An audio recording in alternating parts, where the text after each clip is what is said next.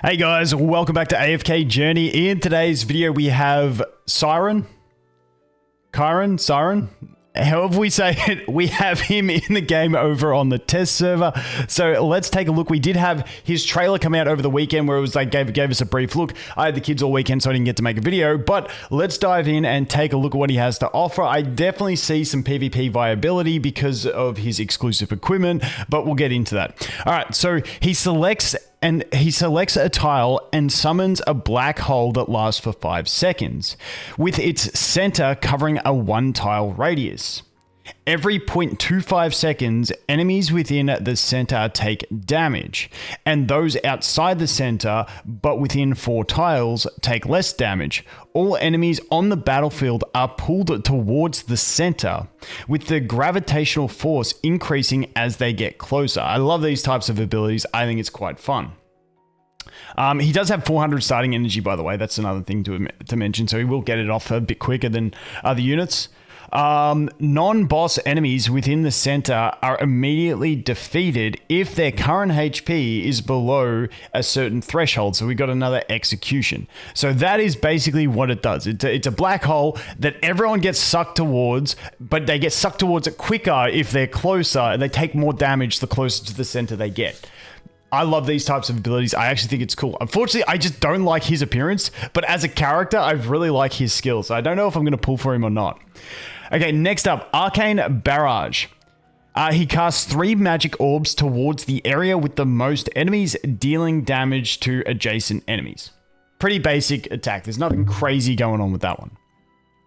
The next one, Cursed Grasp. What's this one? This one's an 8-second with a 3-second initial. This one's 15-second with a 9-second initial. Uses magic to lift the nearest enemy into the air, imprisoning them for 1 second before hurling them into the area with the most enemies. This knocks the target down for 0.5 seconds and deals damage to enemies within 1 tile of the target. When casting this skill, he prioritizes targeting an enemy who is neither unaffected nor steadfast. So a little bit of control as well tied into this one. Nothing insane. These are just, accompanying abilities. The big thing for me is his ult and then his exclusive equipment, which we'll jump to in a sec. When in battle, he increases his crit rate by 18, and after defeating an enemy with this. It's gravity, but gravatic requiem? Is it gravatic? Dude, I don't even know how I'm supposed to say that word. But yeah, when he defeats an enemy with his ultimate, but wait, where am I? Where is it? Here it is. When he defeats an enemy with his ultimate, his crit is further increased. Gets a crit buff on Hero's Focus. Okay, so now we have his exclusive equipment, which this is one I do really like. He mimics some of Merlin's impressive spells, casting them in the following sequence when the battle starts. Enlightening Spell, granting the haste and unaffected. We got Confining Spell, so we get the extra control, like really, really nice. Now, he doesn't... It's like once at the start of the battle. So he casts them each once, and then he doesn't recast them. I'm 99% sure that's the way this works. Star Shard Spell, so we get the Star Shard as well, getting that extra 2 damage and the speed. Then the thing is, when we get to level 3, if Merlin is present on the enemy's side, Merlin being your main character, and the artifacts that your character casts are what are Merlin. So that just take, if anyone's confused about that. Merlin is silenced for 8 seconds, meaning that your opponents can't use theirs for 8 seconds. When the battle starts, preventing Merlin from casting any skills. Any skills Merlin would have cast when a battle starts are triggered after the silence ends, at which point he loses 5% of his current HP. If Merlin is absent on the enemy side, he permanently increases his attack by 10%. So being, if you're not in PvP, he gets a permanent 10% attack rate increase.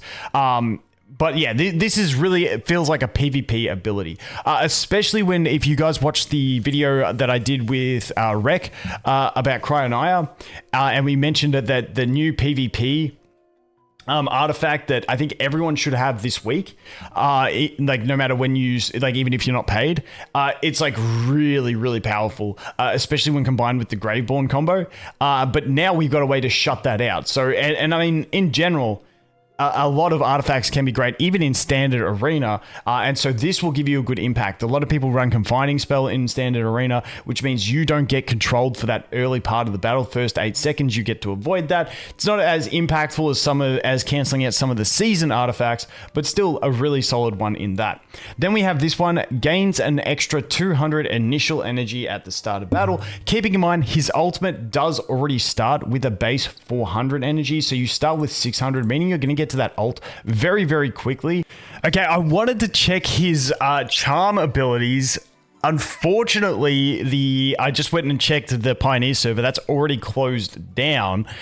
Really glad I didn't put a bunch of time into that. It's closed down already. So we're going to pop everything just to try and get one copy so we can check his charms. I'm sort of neglecting my test server at the moment, so I'm not too stressed. I'm happy just to throw away anything and hopefully get a copy of him just to see what his charm ability is, because that's what I want to see at the end of the day, but I don't think we're going to get there. We are way too far away and we have way too little resources. So let's go like this. Nothing. Let's see. I think this is the last one we can do. No, we're done. We're done. All right, give me a sec. I'm going to look up, see if I can find what his charm effect is. I'm very curious on that one as well. Okay, no luck. I couldn't see anywhere where people were talking about what his actual charm ability is yet. It's a bit too early. We will readdress that as well. Did manage to get a few more currencies, so let's see if we can get a copy of him. Dude, we must be getting close now. We're going to be like 15 away from pity, maybe? It wasn't a big delay, was it? Wasn't the big delay. No, unfortunately we couldn't get it. But in general, I do think that his main focus is going to be a great counter in PvP, especially in seasonal PvP. But I do also think that he could have good value in AFK stages, depending on how good this execution threshold gets and how good that control is. It's kind of like another Iran grouping, but the thing is, it's going to be a bit slower than Iran's grouping, but maybe he can replace that if, and you know, I always think it's the same with AFK Arena. I've always thought like anything where you have a grouping ability to get enemies closer, there is a lot of short range abilities that I feel like you can take advantage of this one. Maybe he can fill in the role of like comboing Odie and Iran, but once again, you do have to find a way to survive, especially a deficit early on. But I do think, I definitely think I'm curious to see how he functions over there.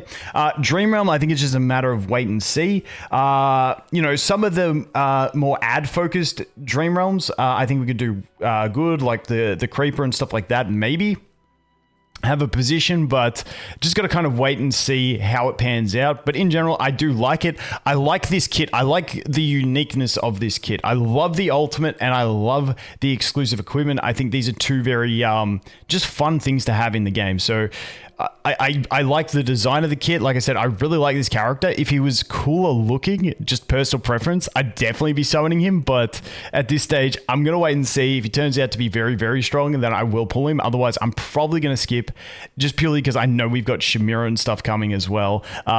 You know, plus Gerda. Is it Gerda? Is that her name as well? So there's too many cool heroes coming for me to go on this guy, even if he does become meta. I'm talking myself out of summoning more every time I speak. But anyway, that is a look at Cyran, however we say it. That's a look at him. Let me know. Are you guys going to pull? Are you going to skip? Do you like him? I think the kit's unique. Anyway, I'm going to shut up. As always, thanks for watching. Hope you have an awesome day. I look forward to seeing the next one. Cheers.